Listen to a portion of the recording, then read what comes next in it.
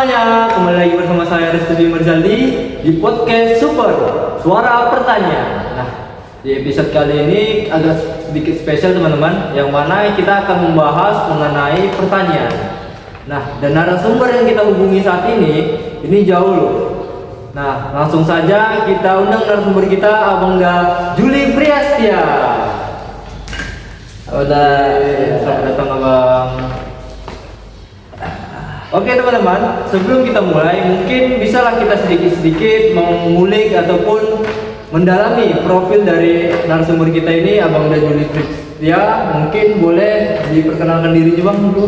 Oke, baik, terima kasih Abang Restu. Sebelumnya, halo guys semuanya. Perkenalkan, nama saya Juli Priastia. Saya berasal dari Aceh dan saya merupakan salah satu mahasiswa Bang dari kampus Politeknik Pembangunan Pertanian Medan. Berarti backgroundnya udah memang di pertanian? Iya, saya background dari pertanian.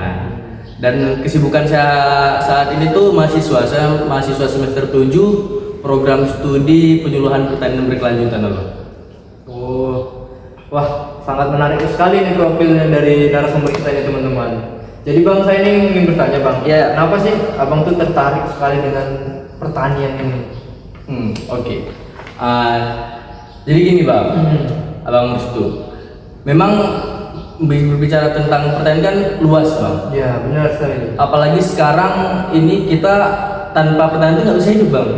Makan aja kita udah ada pertanian di situ. Dari nasi, dari padi yang kita makan itu Bang.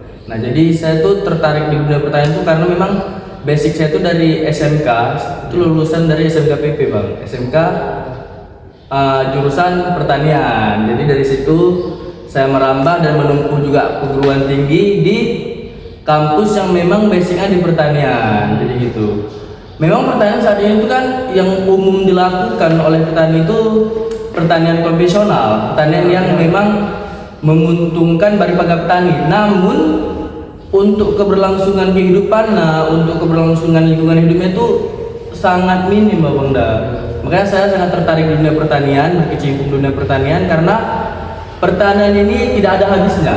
Karena mulai dari kita dari kecil aja sampai kita tutup usia pun selalu berkaitan dengan pertanian. Jadi saya tuh sangat tertarik di dunia pertanian karena memang pertanian berkelanjutan. Gitu Bang Da. Wah, sangat menarik sekali nih teman-teman. Dari pertanian itu aja kita sudah memiliki peran penting nih pertanian dalam kehidupan kita. Tanpa ada pertanian mungkin kita nggak makan ya Bang. Iya.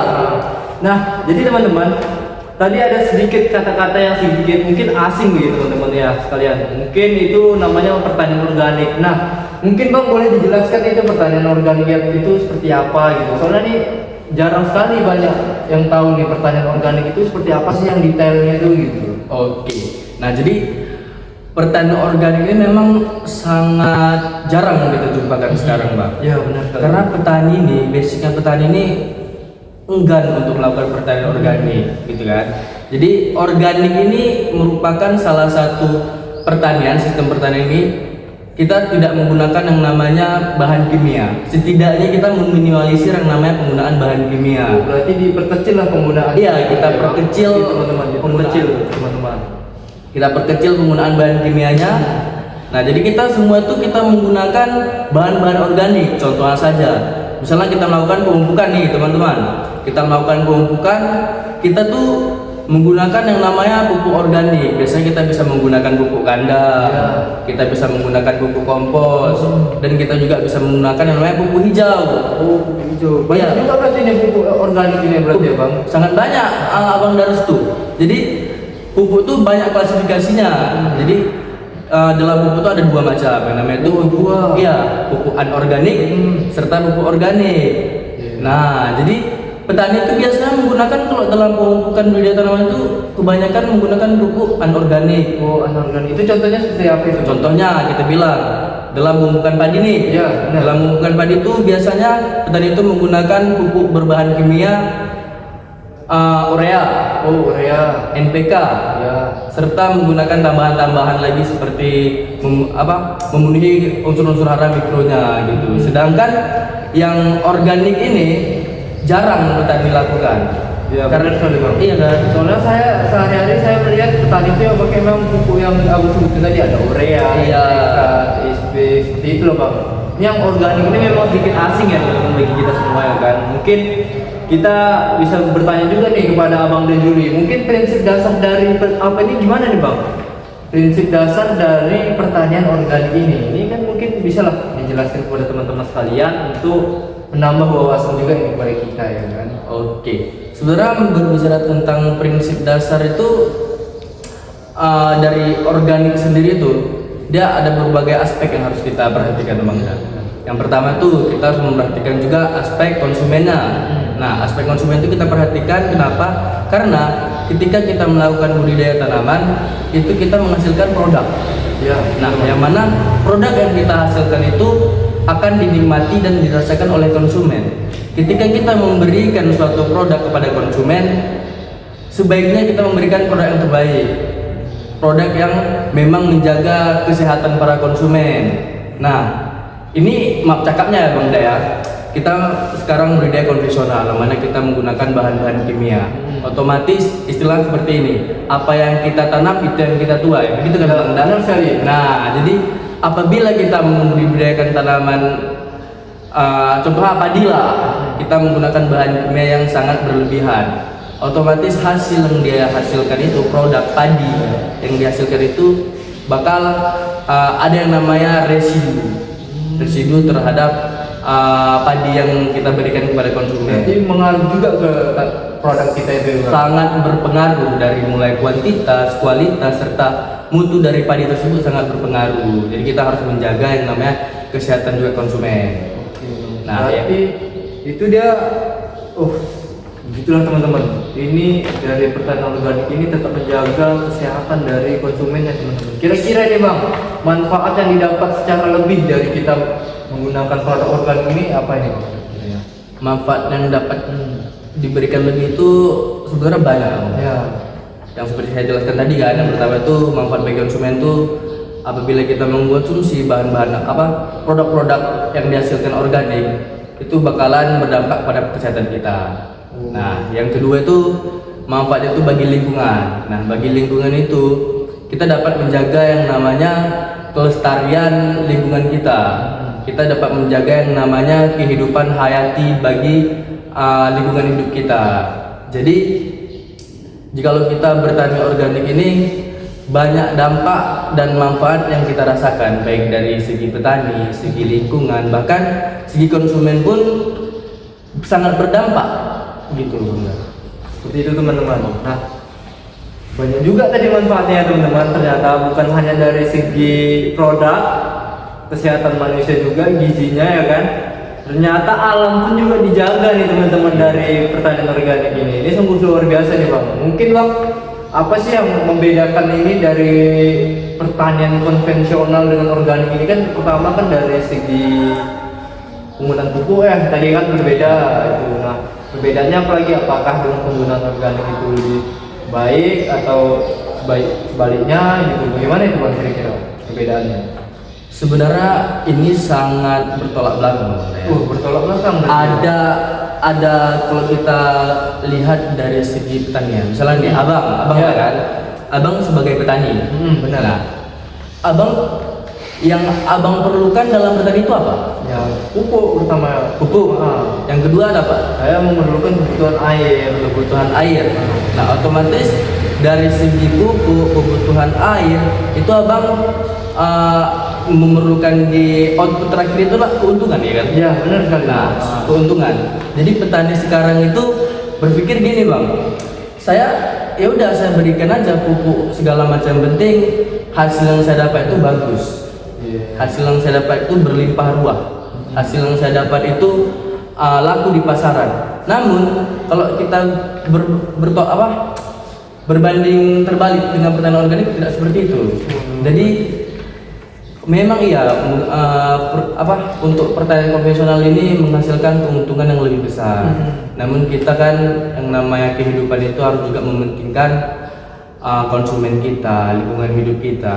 Untuk apa kita mementingkan keuntungan kita apabila nanti di kemudian hari wadah yang kita budidayakan itu istilahnya kayak seperti lingkungan hidup kita itu rusak, dan konsumen kita pun kesehatannya itu bisa dikatakan terganggu bang. Jadi konvensional itu memang menguntungkan bagi petani, namun untuk organik juga sangat menguntungkan juga bagi petani. Jadi dia sistemnya itu seperti ini bang. Gimana itu bang? Untuk konvensional itu bang, memang modal yang kita keluarkan itu sedikit ya bang.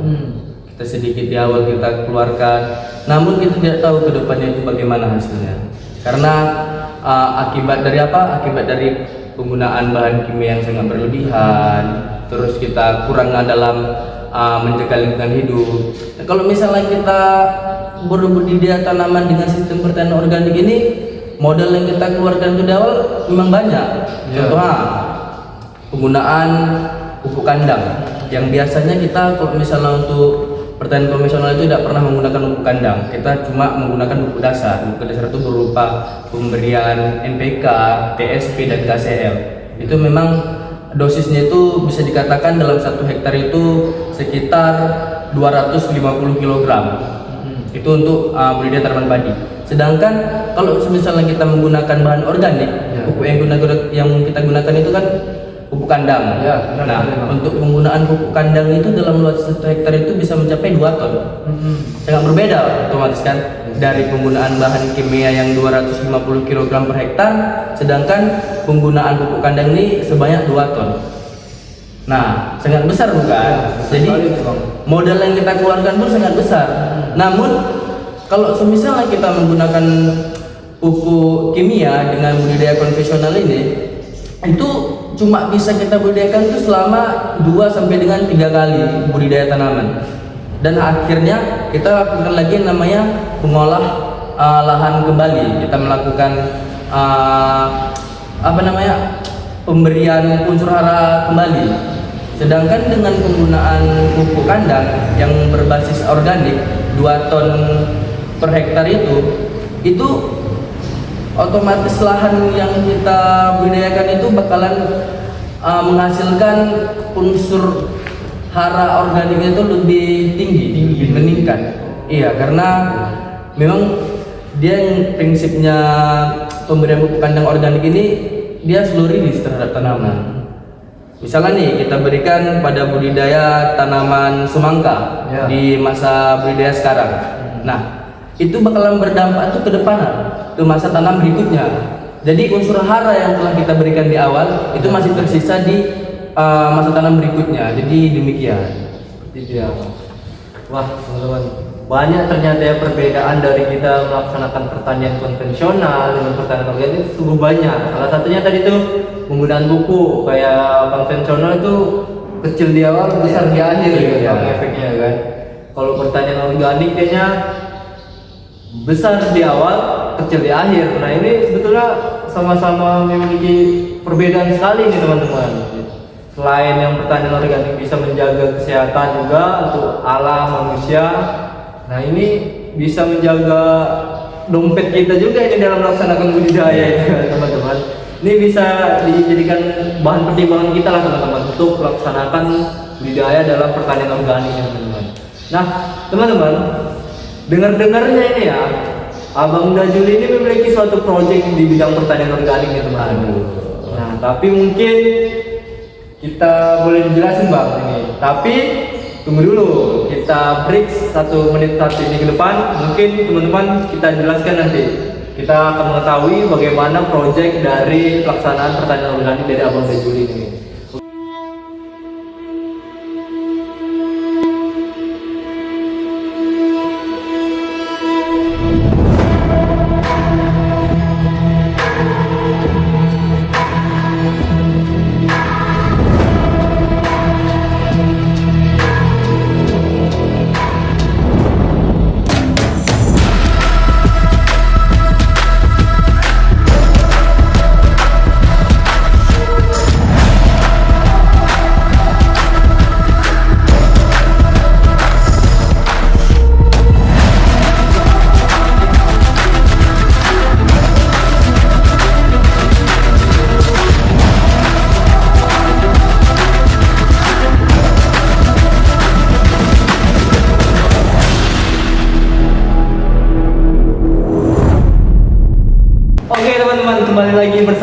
sobat Super Suara Pertanian. Nah, setelah break panjang ini ya Bang, kita melaksanakan break. Mungkin teman-teman sudah menunggu juga ini di luar sana ya kan. Nah, jadi Bang, sebelum kita lanjut ke project, tadi kan saya sempat sebutkan project Abang nih ya kan. Nah, sebelum kita lanjut ke project, nah langkah baiknya kita kenal dulu nih Bang. Masalah istilahnya pengalaman Abang tuh awalnya pertama kali memulai pertanian organik itu dari mana sih sebetulnya kan teman-teman? Nah ini kan kita harus kita pertanyakan juga ini. Nah kira-kira nih Bang, pengalaman awal pertama Abang dalam memulai pertanian organik itu dimulai dari mana sih Bang? Bang? Oke, pengalaman awal dulu. Ya, pengalaman awal. Kita flashback ke belakang dulu. Kita mundur, apa dulu? Balik. Jadi saya tuh memang basic itu passionnya itu memang di pertanian. Memang di pertanian ya Bang. Oke. Pertanian yang saya pikirkan dulu tuh, saya pikir pertanian itu memang kayak ya untuk apa gitu kita berkecimpung di dunia pertanian. Toh pun pertanian nggak ada untungnya, nggak ada apa dikatakan kotor juga, kan? Ya. Dan ada satu cerita nih teman-teman. Sempet nih, ini satu cerita lucu nih. Itu saya tuh dulu tuh sempet tuh disuruh sama orang tua saya tuh ke ladang. Oh, ke ladang. Oke. Jadi saya dari kecil dia memang ke ladang. Iya, dia dari kecil itu memang ke ladang. Iya, ke ladang. Turun dia terjun ke lapangan gitu. Iya. Jadi tuh sempet gitu disuruh kan ke ladang untuk bantu-bantu orang tua dan nambah juga itu kan. Iya. Terus sempet saya berpikir kan gini, saya asik ke ladang aja ngapain gitu. Toh pun di ladang cuma bersih-bersihkan lahan, jadikan rumput di padi gitu kan. Kesel lah, saya kesel gitu kan.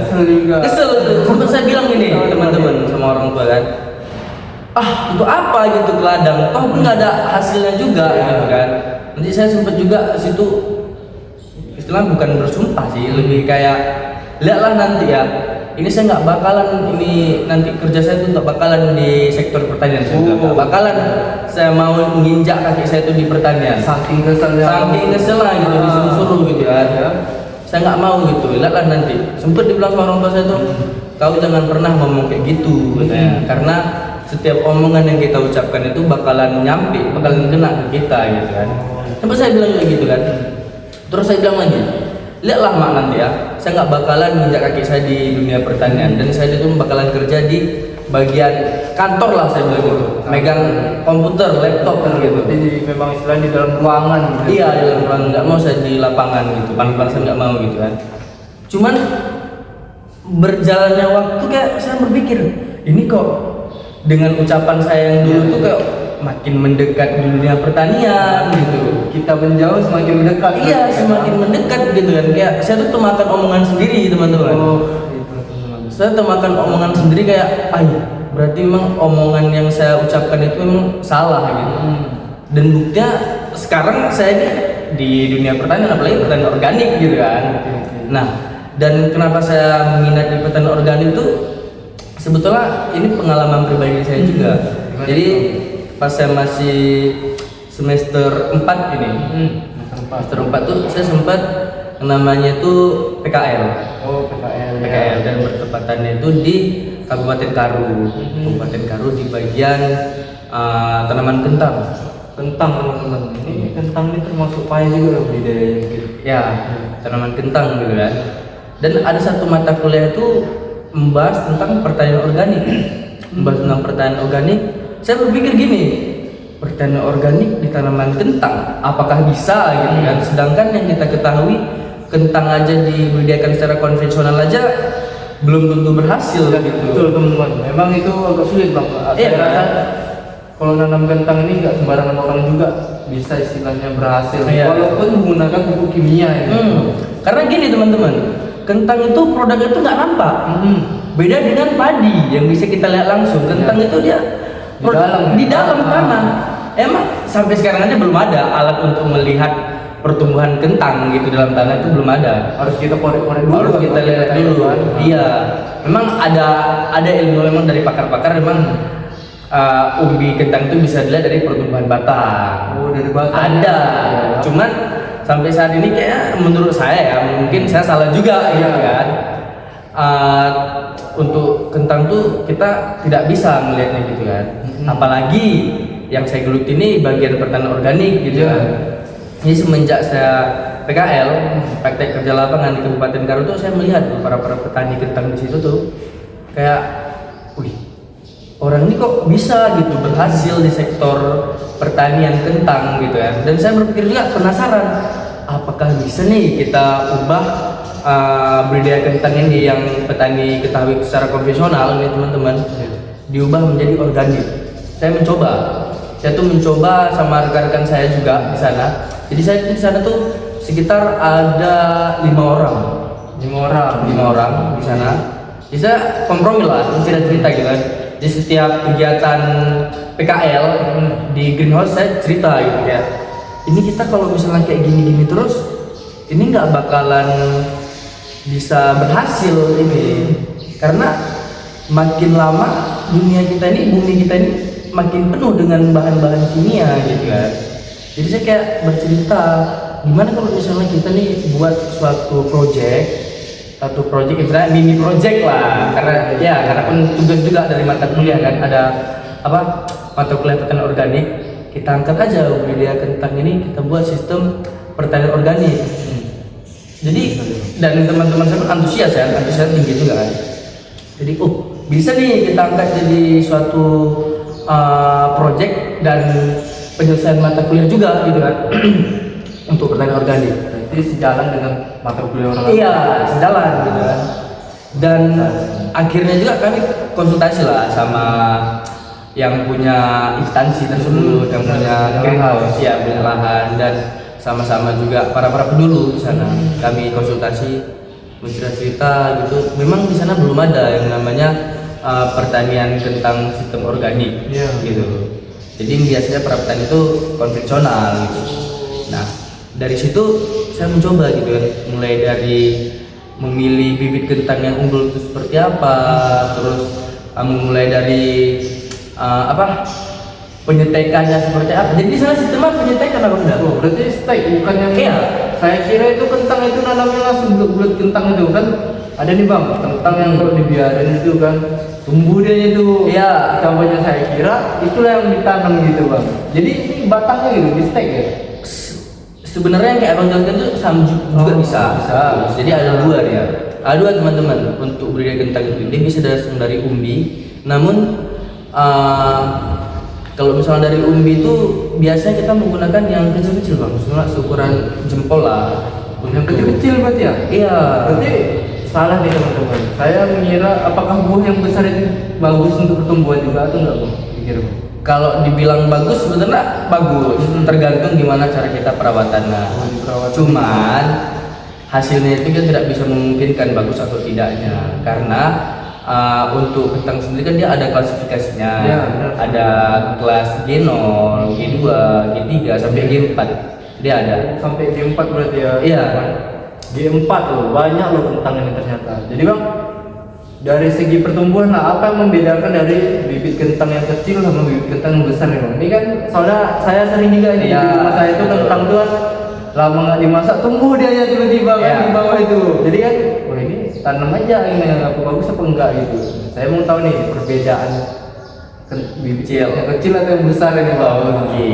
Jadi abang sebelumnya pernah nggak bereksperimen misalnya kentang yang besar? Ya, abang belah-belah.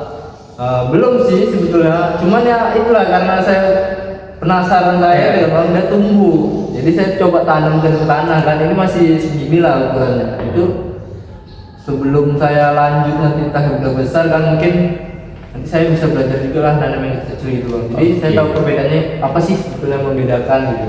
Sebenarnya umbi kentang yang besar dengan yang kecil itu kalau dalam segi pertumbuhan itu sama Bang. Oh sama berarti. Namun dari segi produksi itu berbeda. Oh berarti yang membedakannya di produksi. Iya, karena gini Bang. Misalnya abang ini punya bibit kentang itu yang besar. Nah, dari bibit kentang yang besar itu abang nggak harus menanam satu bibit yang besar itu. Tidak. Jadi abang bisa membelahnya. Jadi setiap buah kentang yang besar itu abang bisa bagi jadi 10. Jadi setiap 10 sampel itu bakalan tumbuh tunas, karena dia tunas kentang itu berasal dari guratan-guratan di kulit luar kentang. Jadi dia bakalan tumbuh tunas kecil bakalan tumbuh. Nah jadi setelah tumbuh tunas kecil itu itulah yang menjadi bibit kentang ditanam. Namun kalau misalnya abang menggunakan bibit kentang yang kecil, langsung kecil, yang utuh kita bilang yang sebesar jempol gitu, itu di situ udah kompleks semua. Di dalam bagian dari kentang itu sudah kompleks. Iya, jadi dia langsung terdapat yang namanya cadangan makanan di situ, dan terus stomata dari bibit kentang itu terstruktur di dalam satu bibit kentang yang kecil itu. Nah, jadi seperti ini bang, abang menanam kentang yang besar dengan kecil itu untuk hasilnya itu sangat berbeda. Karena segi hasil lah, apa sih yang membedakan dari bibit kentang yang besar sama kecil ini bang? Kalau misal dari segi hasil itu bang, abang membeli kentang di pasaran nih. Ya, pasar. Otomatis abang nggak tahu kan kentang itu udah termasuk kelas G berapa? Ya, betul. Iya kan? Saya pun baru tahu di sini kentang tuh nyampe-nya ada G4. Iya. 4 loh teman-teman. Baru tahu nih. Jadi mungkin saja di situ kentang yang besar itu dia G4. Mungkin saja dia bisa G3. Nah, namun kalau misalnya kita istilahnya baby potatoes, pernah dengar baby potatoes? Belum pernah, saya potatoesnya saja yang tahu, rice potatoes. Itu makanan. Oh iya, itu makanan teman-teman. Jadi saya tanya tentang makanan. Sebenarnya itu kan ada namanya baby potatoes. Nah, baby potatoes itu sebenarnya tuh benih kentang guys. Itu benih kentang. Jadi dalam suatu tanaman kentang itu ada dia tidak semua besar. Jadi ya besar itu bisa dikatakan dalam satu tanaman kentang itu besarnya itu 3, 2, paling banter 5 itu udah banyak sekali. Oh, berarti dalam satu pohon itu bisa nyampe 5 ya teman-teman. Itu paling banyak ya teman-teman. Dan yang untuk dipasarkan yang biasanya besar-besar kan? Iya, benar. Sebenarnya itu adalah cadangan dari si batang kentang tersebut. Oh, berarti yang benih kentangnya itu. Iya, yang benih kentangnya itu adalah benih yang kecil-kecil tersebut. Itu yang betul-betul benih yang namanya benih kentang. Seperti itu teman-teman. Itu. Dan untuk hasil produksinya itu otomatis kan untuk yang benih kecil itu termasuk G1 bang. Oh, itu G1 itu G1-nya. Oh. Itu G1-nya. Dan nanti G dari G1 tersebut kita kembang biakan untuk menghasilkan G2. Nah, dan untuk G0 itu dari mana tuh bang? untuk G0 itu biasanya dari hasil kultur jaringan bang. Oh, di kultur. Iya, jadi hasil kultur jaringan itu dibudidayakan untuk menghasilkan G1 dan G1 tersebut untuk menghasilkan G2. Nah, biasanya teman-teman untuk pemasaran G1 tersebut dia tuh tidak bisa dipasarkan bebas karena ada yang peraturan yang menjelaskan tentang peredaran G1 dan G0. Oh, berarti nggak sembarangan berarti ini bang? Tidak sembarangan. Oh, seperti itu teman-teman. Panjang dari kentang, dari organik aja kan sudah panjang. Kita masuk ke tanaman organiknya, panjang lagi, lebih dalam lagi yang kita bahas ini teman-teman. Iya. Dan menurut ini belum selesai ini. Ini masih pengalaman PKL ya guys. Jadi belum sampai ke project tadi. Itulah teman-teman. Jadi teman-teman itu jangan sampai istilahnya ini memotong, apa istilah dipercepat gitu. Kita harus mendengar pengalaman abang ini yang sangat luar biasa. Betul. Di sini kita bisa menambah wawasan. Tadi saja saya baru tahu itu ada tentang bibit kentang. Nah bang, yang saya bingungkan ini bang, saya kira itu bibit kentang yang kecil-kecil itu kan abang bilang bibit kentang baby potatoes. Saya kira itu sama kayak yang ada kentang-kentang tuh yang segini bang, tuh rendang-rendang itu biasanya bang. Itu sama atau enggak bang? Itu baby potatoes atau memang varietasnya yang kecil atau gimana itu bang? Nah, sebenarnya yang untuk dikonsumsi, itu kalau misalnya di bagian konsumsi itu udah beda. Sebenarnya itu sama. Sebenarnya itu sama, cuma beda penamaan aja. Kalau misalnya di bagian dunia kuliner itu namanya baby potatoes. Kalau misalnya di dunia pertanian itu namanya benih kentang. Benih kentang. Iya, seperti itu. Atau sebetulnya yang kentang kecil itu sebetulnya bisa dijadikan benih sebelum ditanam, sebelum dimasak. Bisa. Sebenarnya bisa. Berarti itulah G1 tadi itu. Sebenarnya itu G1 ya. Seperti itu. Cuman untuk budidaya kentang sendiri, kebanyakan petani itu kan tergantung permintaan konsumen. Misalnya di pasaran ini konsumen itu menginginkan kentang dengan ukuran sekian-sekian. Jadi dia tuh di dalam satu batang itu kan hanya seperti yang saya jelaskan tuh 3 atau enggak 5 yang besar-besar. Jadi mulai dari kecil-kecil. Kebanyakan petani. Jadi gini guys, petani itu tidak tahu yang namanya perbayakan benih kentang dengan menggunakan benih sendiri. Oh iya, saya kan tidak tahu nih bang. Mungkin Tidak tahu. jelasin bang. Jadi kebanyakan benih-benih yang kecil itu, yang namanya benih itu mereka jualkan menjadi baby potatoes. Jadi demikian. Jadi kadang pun petani itu hanya membiarkan aja, tidak dipergunakan kembali. Sebenarnya itu bisa dijadikan benih kentang untuk penanaman berikutnya. Bisa nggak itu bang kira-kira? Kan ini tadi kata abang dalam satu pohon itu yang besar 5. Iya. Sesuai permintaan pasar, mereka mau yang kecil nih. Iya. Nah bisa nggak dalam satu tanaman itu kecil? Jadi kan kalau kecil kan banyak otomatis buahnya. Iya. Kalau besar kan jadi terbatas buahnya. Nah itu gimana bang? Nah, itu tergantung masa panen si kentangnya sendiri. Kalau misalnya konsumen itu pengen baby potatoes, misalnya nih harga baby potatoes itu melonjak tinggi, Ya, rupanya petani kan memang pengen, ngapain saya nunggu lama-lama gitu. Sedangkan baby potatoes saja laku dan harganya tinggi, dan itu di umur pada masa tanaman kentang yang muda. Jadi demikian. Jadi dia tidak perlu menunggu lama, tidak perlu menunggu si umbi kentang itu besar.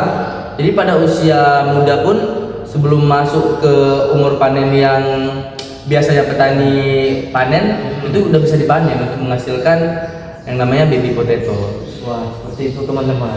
Ini mungkin jadi wawasan baru juga bagi teman-teman sekalian ya teman-teman. Kita sudah tahu tentang bibit kentang nih teman-teman. Kita juga sudah tahu perbedaan dari kentang yang besar sama kentang yang kecil. Lalu kita juga tahu nih dari segi permintaan pasarnya tuh kebanyakan petani konsumen tuh memilih produk kentang yang seperti apa kan. Nah itu semua berawal dari abang ini PKL. Dengan di lokasi PKL dia sudah banyak mendapatkan pengalaman di pertanian organik khususnya di tanaman kentang. Mungkin kalau di selain kentang pas waktu PKL abang ada bahas tentang apa lagi sih bang gitu yang organik? Untuk organik sendiri, untuk tanaman lain itu saya kemarin tuh pas PKL sempat membudidayakan tanaman sayuran-sayuran. Oh sayuran juga Ya. Oh. Jadi itu saya membuat beberapa bedengan dengan rekan-rekan saya juga. Ya. Nah setelah ini kami budidayakan kentang secara organik, rupanya memang berhasil untuk tanaman kentang sendiri. Jadi saya penasaran juga, saya coba aja untuk di bagian tanaman sayur-sayuran gitu kan. Saya coba di bagian tanaman sayuran itu ada sekitar ada tanaman sawi. Oh sawi. Sawi ada 2 macam guys, sawi biasa dan sawi putih. Terus ada tanaman seledri, tanaman bawang juga saya buat di situ. Contoh sampel lah kita bilang kan, beberapa 5 bedengan ya bahan percobaan gitu kan. Dan ternyata memang untuk tanaman sayuran sendiri itu sangat mendukung yang namanya pertanian organik. Tuh berarti memang sayuran ini sangat membutuhkan Iya, organik. sangat membutuhkan organik tinggi. Cuman saya juga heran ya kan, memang ada teman saya juga di luar Pulau Jawa, Ya. di luar Pulau Sumatera guys, di luar Pulau Sumatera itu di Malang kalau nggak salah kan. Dia cerita gitu kan sama saya kan, kayak ini saya budidaya tanaman sayuran dengan sistem organik. Iya. Tapi kenapa hasilnya itu kok beda dengan yang saya tanam di Kabupaten Karo tersebut? Terus saya itu kan belajar lagi kan, kayak melihat kenapa kok bisa beda, sedangkan Timbullah rasa penasaran. rasa timbul lagi gitu kan. Pertanian organiknya itu kan. Iya, rupanya yang membuat beda itu adalah Tempatnya. Iya, tempatnya. Jadi Tempatnya tempatnya itu tempatnya itu bang kira-kira. Apa sih yang membedakan tempatnya juga bisa jadi faktor nih pembeda dari keberhasilan pertanian organik itu juga. Oke. Jadi tuh misalnya contoh seperti ini bang. Abang baru budidaya tanaman sistem pertanian organik di daerah abang. Sedangkan saya juga di daerah saya sendiri. Iya. Dan saya bakalan ngasih dosis untuk pemupuk organik itu sama. Namun hasilnya berbeda. Nah itu gimana dong? Kok bisa jadi berbeda nih? Apa sih yang mempengaruhi? Sebenarnya kalau misalnya kita bilang seperti yang saya jelaskan tadi kan tempat, Ya tempat. lingkungan hidup, iklim di tempat abang, cuaca di tempat abang itu berbeda dengan cuaca di tempat saya. Saya tempatnya panas nih. Iya, tempat saya dingin. Sedangkan tanaman yang abang tanam itu mendukung di tempat yang dingin. rupanya tempat yang panas tidak bisa. Itu bakalan berpengaruh ke hasil produksi serta pertumbuhan di si tanaman tersebut, Bang. Berarti teman-teman, dari budidaya ini banyak juga yang harus kita perhatikan teman-teman. Ya tadi pertama kita sudah membahas tentang bibit, ya kan? Lalu kita membahas tentang tanah, kesuburan tanahnya. Nah ini masuk lagi kita yang baru nih, iklim. Iklim juga berpengaruh terhadap pertumbuhan tanaman teman-teman. Berarti sebelum kita melakukan budidaya, mungkin kita bisa melihat dari beberapa faktor yang tadi. Mungkin ada beberapa faktor lainnya mungkin ya Bang yang mempengaruhi pertanian organik sehingga jadi bagus istilahnya dikatakan. Faktor lain kemungkinan itu ada satu. Iklim tadi kan salah satunya. Salah satunya itu ada iklim dan cuaca. Terus itu melingkupi suhu, ketinggian tempat segala macam gitu kan. Yang satu lagi yang harus kita perhatikan itu adalah curah hujan. Curah hujan. Iya, curah hujan itu sangat penting kita lihat terlebih dahulu sebelum melakukan pertanian organik. Karena bisa saja di tempat saya itu curah hujannya tinggi, sedangkan tempat lain itu berbeda. Itu bakalan mempengaruhi hasil juga. Jadi tidak hanya dari segi benih yang kita gunakan, terus sistem budidaya yang kita gunakan, terus ada juga iklim dan cuaca, dan curah hujan pun sangat penting juga harus kita perhatikan sebelum yang namanya kita melakukan pertanian dengan konsep organik. Berarti itu tambah lagi ya teman-teman, curah hujan. Curah hujan itu juga mempengaruhi ya kan teman-teman. Nah inilah banyak sekali kan pengalaman dari abang-abang ini. Mungkin selain itu tadi kan Bang, setelah abang bertanya dari pembedaannya itu cuaca kepada kawan abang. Nah selain itu kan apa lagi Bang perbedaannya gitu? Setelah abang tanya dengan kawan abang yang dari daerah yang berbeda. Nah jadi kan setelah dapat ini bahwasanya permasalahan itu di bagian cuaca. Saya membilangkan lah sama dia kan, di tempat kamu ada nggak greenhouse? Greenhouse. Ya ada nggak greenhouse gitu kan? Coba kalau misalnya ada, coba kamu budidayakan tanaman ini dengan konsep organik tapi dalam greenhouse. Karena dalam greenhouse itu kan kita bisa mengatur yang namanya suhu. Ya, curah hujan pun kita bisa mengatur. Ya. Penyinaran matahari pun kita bisa mengatur gitu. Akhirnya dicoba lah, dicari greenhouse, memang ada. Jadi greenhouse dibudidayakan lah di situ. Disesuaikan suhu, temperatur serta penyiramannya itu dengan yang tempat saya di Kabupaten Karo. Akhirnya memang berhasil. Itu menjadi faktor utama dalam melakukan sistem pertanian organik. Memang cuaca segala macam itu sangat berpengaruh. Jadi di satu tempat itu kita budidayakan ini berhasil, tidak menutup kemungkinan di tempat lain pun juga berhasil. Berarti tadi salah satunya istilah bisa dikatakan ini solusi ya teman-teman. Untuk apabila di tempat yang panas itu bisa dilakukan di greenhouse. Ya. Berarti pertanian organik ini bukan hanya di lahan yang luas saja, Bang? Tidak. Di organik pun juga bisa loh teman-teman dilakukan namanya pertanian organik teman-teman. Dan ada yang unik nih Bang. Apa itu yang uniknya Bang? Seperti yang menjelaskan tadi kan. Benar. Untuk pertanian organik ini pun tidak hanya dilakukan di lahan yang hamparan luas, bisa juga kita lakukan di bangunan seperti greenhouse. Dan saya ini terflashback lagi ke belakang ini. Saya sempat melihat satu video mengenai sistem pertanian organik yang ownernya ini, pemiliknya ini orang Jerman. Jerman. Iya. Nah, mungkin para penonton penasaran nih dengan kenapa sih saya tertarik di dunia pertanian organik, dan itu adalah capaian saya untuk kedepannya bakal membuatkan konsep pertanian organik itu di dalam suatu greenhouse. Mungkin nonton pada penasaran ini. Apa sih ada video ini Bang? Ada. Mungkin teman-teman untuk mengisi waktu kosongan kita, mungkin kita bisa sedikit melihat dari video yang akan ditampilkan dari Abang Juli. Mungkin teman-teman bisa menyimaknya dengan baik, dan setelah ini kita akan melihat video dari Bang Juli.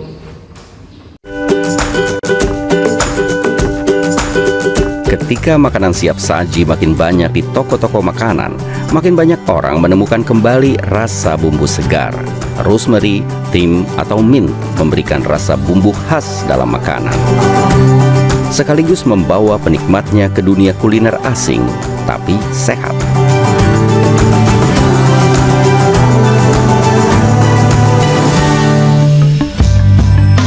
Dari sinilah datangnya rempah dan herbal hijau, Papenburg di utara Jerman.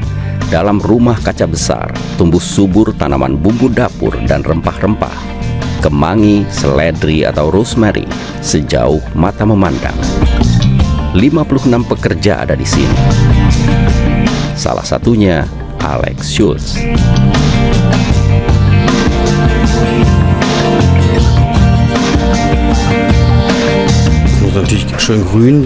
Tanaman harus tumbuh stabil dalam pot dan tahan lama, dan harus punya aroma jika diremas dengan jari tangan. Ini bumbu yang sempurna. Sekitar 70% supermarket di Jerman mendapat suplai tanaman herbal dari Papenburg. Produknya juga diekspor ke luar negeri, misalnya ke Belanda, Ceko, dan Italia.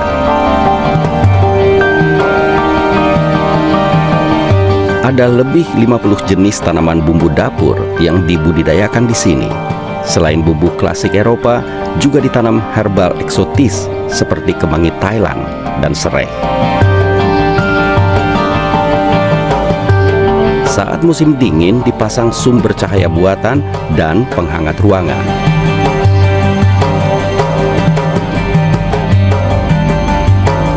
Bawang daun, salah satu bumbu dapur favorit.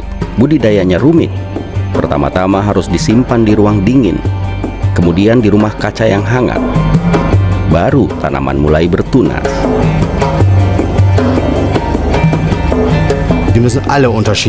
Tiap jenis perawatannya berbeda. Saya harus keliling dengan sepeda, menyirami tanaman atau sekali waktu membiarkannya kering dulu. Kita harus terus mengawasinya.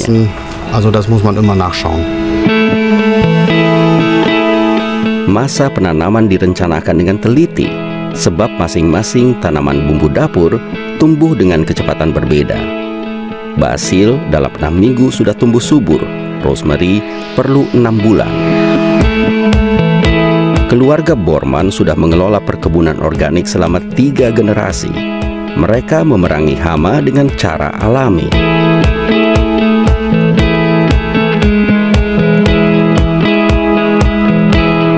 Untuk hama kami punya tim penolong kecil, kelompok serdadu dari serangga yang memakan serangga lain yang jadi hama. Jadi ini namanya serangga baik.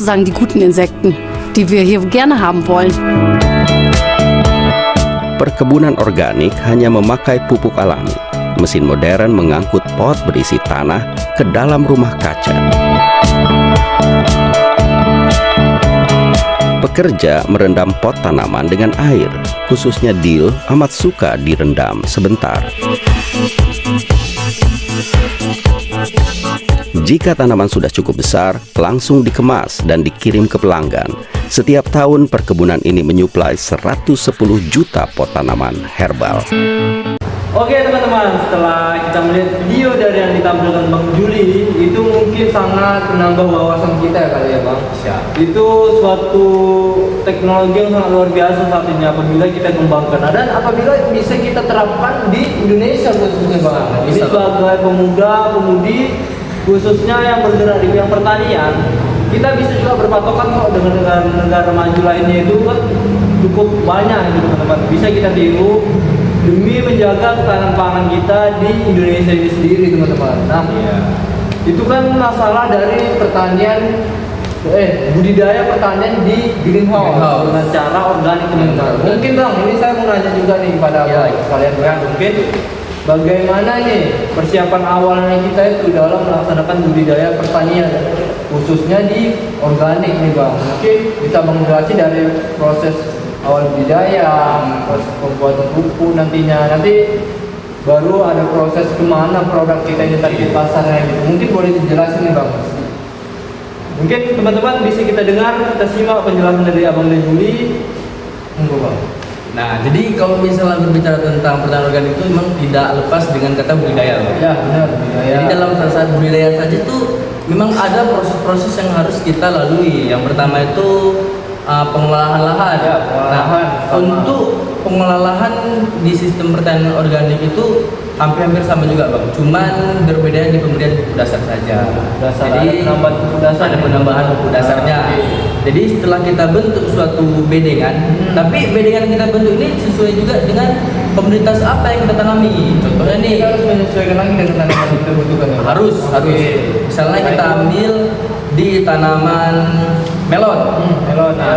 Nah, tanaman melon sendiri itu kita membuat bedengan, kita lakukan pengolahan lahan. Biasanya itu pengolahan itu ada dua, ada pengolahan pertama sama pengolahan lahan kedua. Jadi untuk pengolahan pertama itu kita menggunakan bajak singkal. Nah setelah itu baru kita lakukan pengolahan lahan kedua dengan bajak rotari. Nah, pengolahan lahan ini ada dua ya teman-teman. Itu ada bajak singkal dan rotari.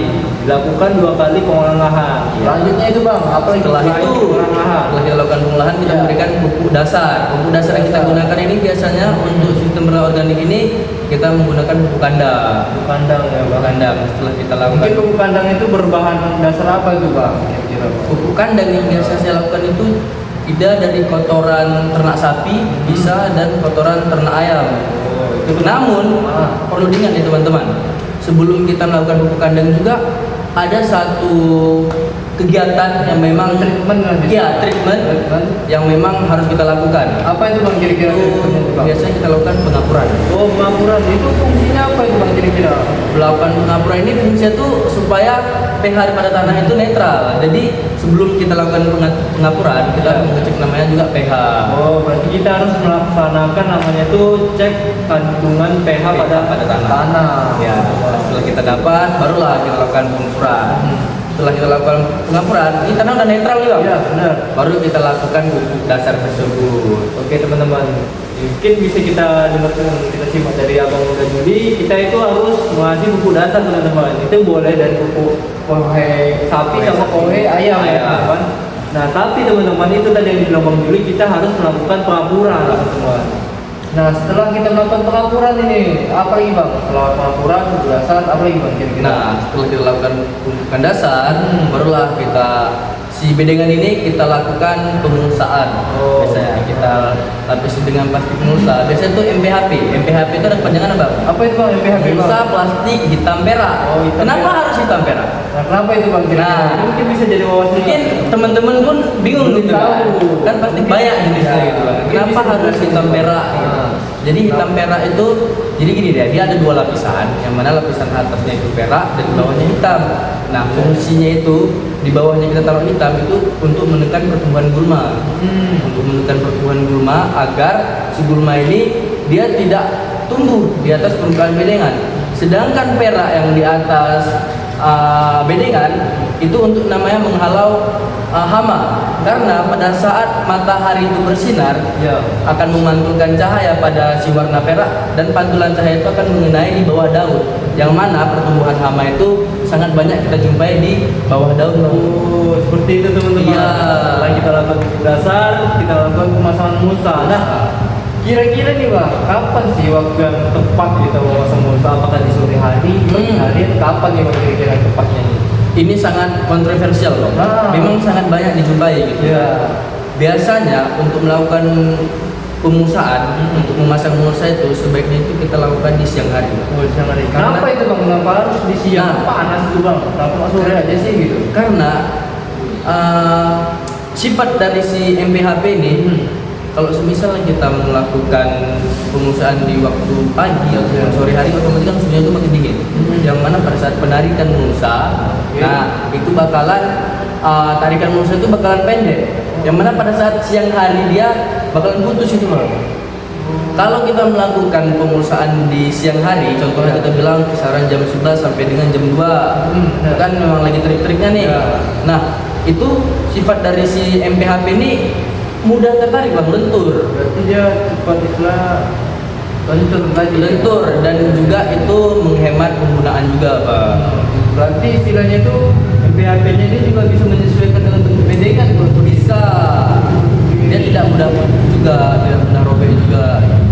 Oke teman-teman, itu dari cara pemasangan MPHP itu teman-teman. Maka lebih baiknya dilaksanakan pada siang hari agar MPHP-nya ini tidak mudah terputus. Iya. Berbeda dengan kita memasang sore hari, itu kan tidak ada istilah pemanasan dalam MPHP itu. Jadi penguaian dari pelenturan itu tidak ada teman-teman. Oke bang, setelah kita memasang MPHP, apa lagi yang kita lakukan nih Bang? Untuk melakukan budidaya tanaman melon Bang. Nah, setelah kita lakukan PMPHP, barulah kita lakukan pemberian lubang tanam, pemberian lubang tanam, penentuan jarak tanam. Iya, benar. Nah, setelah itu barulah kita lakukan penanaman. Namun untuk penanaman ini kita biasanya itu melakukan pembibitan terlebih dahulu. Oh, pembibitan. Iya, melakukan pembibitan terlebih dahulu, barulah kita lakukan penanaman di lahan yang telah kita berikan lubang tanam dan mulsa. Nah, setelah itu barulah kita lakukan pemeliharaan. Tahap pemeliharaan itu baru masuk ke tahap pemeliharaan tanamannya. Oke. Nah, untuk tahap pemeliharaan teman-teman perlu diingat, untuk tanaman melon itu sendiri itu tuh dia harus curah hujannya itu rendah. Karena kenapa? Karena kalau misalnya curah hujannya tinggi, bakal mengakibatkan si tanaman melon ini cepat mengalami kebusukan. Oh, Ya, bukannya tanaman melon itu memerlukan air Bang? ya, memang tanaman melon itu memerlukan air. Cuman kan ada fase-fase tertentu. Misalnya nih, pada fase vegetatif, yang mana pada fase umur 1 hari sampai dengan 32 hari itu tuh masa vegetatifnya, yang mana di situ memerlukan pasokan air yang banyak. Namun pada saat masuk fase generatif itu tuh kita tidak terlalu memerlukan yang namanya air, karena di situ sudah mulai tumbuh yang namanya bakal buah. Yang mana bakal buah melon itu apabila tergenang dengan air, dia bakal mengalami kebusukan dan mengalami gagal panen. Itu teman-teman. Seperti itu ya teman-teman, penjelasan dari tahap pemeliharaan. Nah, itu dari segi pemeliharaan kita melihat dari curah hujan juga. Teman, istilahnya kita mengambil curah hujan yang rendah. Ya. Nah, itu kan istilah berkaitan dengan pemeliharaan di segi penyiraman. Nah, kalau dari segi pemupukan Bang, kira-kira pemupukan yang kita gunakan itu apa aja sih Bang? Khususnya di pertanian organik ini. Nah, untuk pemupukan sendiri di pertanian organik itu kita ada buat pupuk sendiri Bang. Oh, kita pupuk sendiri. Iya, organik. Ya. Jadi kami tuh membuat pupuk organik yang memang itu untuk menyuplai unsur hara pada tanaman melon sendiri. Namun memang sih kalau untuk organik ini kan ada kata-kata yang seperti ini Bang. Pupuk organik ini tidak bisa menggantikan kebutuhan unsur hara pupuk kimia. Namun kita bisa membarengi dengan penggunaan pupuk kimia yang tidak berlebihan dan sesuai dengan anjuran. Berarti masih memerlukan pupuk kimia juga. Iya, dan malahan Ya, gimana itu? sekarang banyak beredar pupuk-pupuk yang telah diciptakan oleh perusahaan-perusahaan pupuk itu berbasis organik. Malahan memang ada suatu produk yang memang udah ada sertifikasi organiknya. Berarti ini istilah produk organik ini jadi dibuat dan dikemas oleh perusahaan Ya. dalam basis organik. Dan kebutuhan unsur haranya pun hampir menyamai dengan kebutuhan unsur hara dari pupuk kimia tersebut. Jadi instan. Berarti ini organiknya sudah tidak lama-lama lagi nih teman-teman. Mungkin teman-teman yang istilahnya saya mau organik tapi males nih karena pembuatan pupuknya ini kan lama nih kan. Iya. Bang. Jadi bisa lah kita menggunakan pupuk yang sudah disiapkan, sudah diproduksi oleh perusahaan pupuk juga. Iya. Dan keren. Memang dengan kemajuan teknologi saat ini sangat memudahkan sekali. Sangat memudahkan. Nah itu dari segi pemupukan. Kira-kira Bang, dalam pengendalian hama Abang sendiri, Ya. dalam melakukan budidaya itu seperti apa treatment yang Abang lakukan? Untuk pengendalian hama penyakit sendiri itu kami tuh menggunakan pestisida nabati. Oh, pestisida nabati teman-teman. Iya. Jadi kan dari apa itu Bang kira-kira? Nah, biasanya nih untuk tanaman melon sendiri nih, biasanya kan dia pada fase generatif, pada Ya. fase pembuahan itu kan banyak terserang namanya ulat. Nah, ya. jadi baik dari segi ulat, lalat buah dan segala macam hama itu kami membuatkan formulasi yang berbeda-beda nih. Misalnya pengendalian hama ulat sendiri, biasanya kami menggunakan pestisida nabati dengan tembakau dan dengan campuran daun-daun lainnya. Misalnya kita menggunakan daun mindi juga, daun mimba segala macam. Dan juga untuk pengendalian si lalat buah sendiri, biasanya kami menggunakan pemancing dulu Bang. Apa itu Bang pemancing itu? Biasanya itu pemancing itu ada yang namanya kita memberikan warna. Biasanya kan kalau misalnya si lalat buah sendiri itu sangat terpikat dengan yang warna-warna cerah. Warna-warna ini di hidroponik itu yang kuning itu ya? iya, Bang? iya yang kata-kata digantung ada lipnya itu.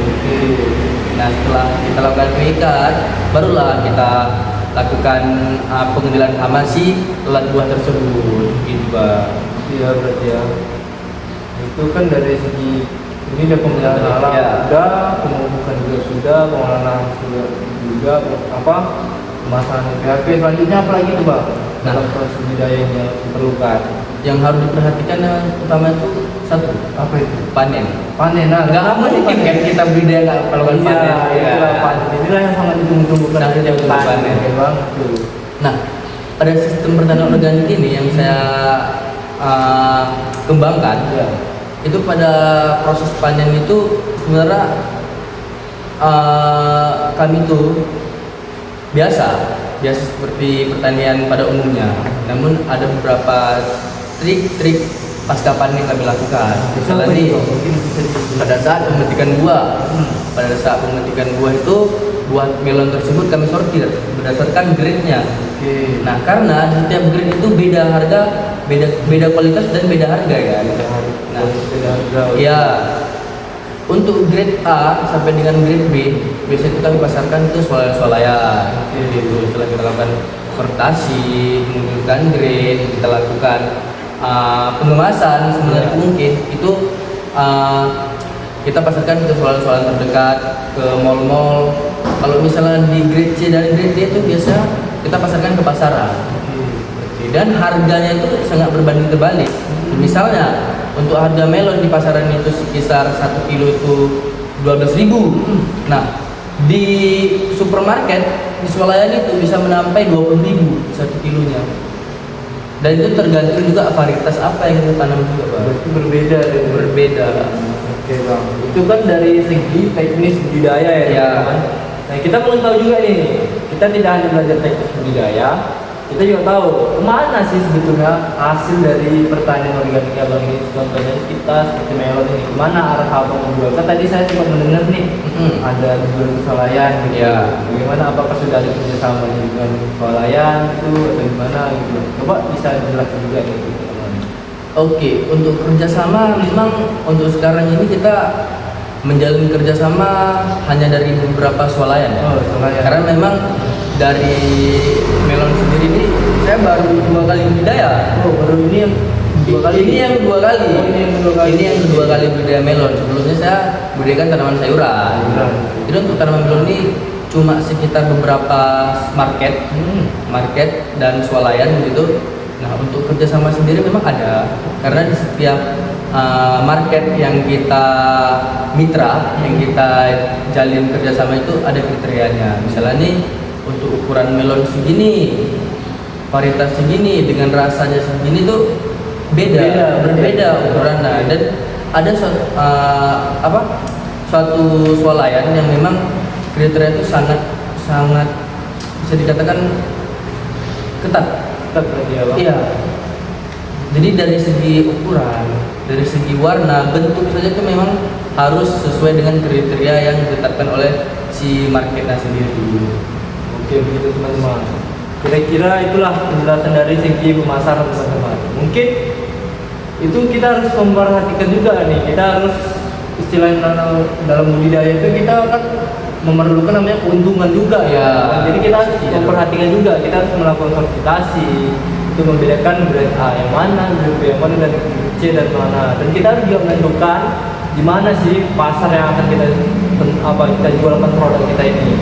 Nah itu kan dari pemasaran Bang. Mungkin Bang, nah ini kan kita tadi ceritanya sudah teknik budidaya. Iya. Saya penasaran juga tadi yang sempat Abang bilang itu dari pembuatan pupuk nih, kan ada Abang membuat pupuk sendiri juga. Iya. Nah itu kan ada dari produknya. Pastinya lah, Abang ini kan pasti menggunakan pupuk yang hasil buatan Abang sendiri. Nah boleh dong Bang kira-kira dijelasin cara pembuatannya, bahannya apa juga, gitu kan? Bisa kita bersama. Untuk pupuk yang saya buat itu berbentuk ada dua. Oh ada dua. Padat dan berbentuk cair. Padat Biasanya dan cair. untuk yang padat ini saya menggunakan kompos. Kompos. Nah, untuk bahan-bahannya itu di situ saya menggunakan kotoran ayam, terus saya menggunakan juga bonggol pisang, serta ada campuran EM4 dan berbagai juga daun-daun kering. Daun-daun kering yang mana semua bahan itu kita cincang jadi satu, kita campur, barulah kita berikan EM4. Itu EM4 itu biasanya itu sebagai bahan bakteri pengurai. Berarti dari dalam EM4 itu sudah ada bakteri. Iya, yang itu gunanya bakteri itu apa itu Bang? Guna bakteri di EM4 itu untuk mengurai struktur dari si bahan-bahan tadi. Iya, cincang tadi. Iya. Oke. Jadi nanti setelah kita cincang halus semua, kita berikan EM4, barulah kita tutup menggunakan terpal. Itu biasanya untuk fermentasinya itu selama 14 hari. 14 hari itu, tapi juga kita lihat dari suhu si komposnya juga. Berarti harus ada perhatian juga di Iya, dari suhunya. Kalau misal memang itu kan fermentasi kan di dalam proses ada gas, suhunya itu meningkat. Jadi setiap kita biasanya dalam seminggu itu 2 kali kita periksa, kita buka, kita lakukan pendinginan, baru kita tutup lagi. Supaya tuh biar suhu si komposnya itu tidak terlalu tinggi.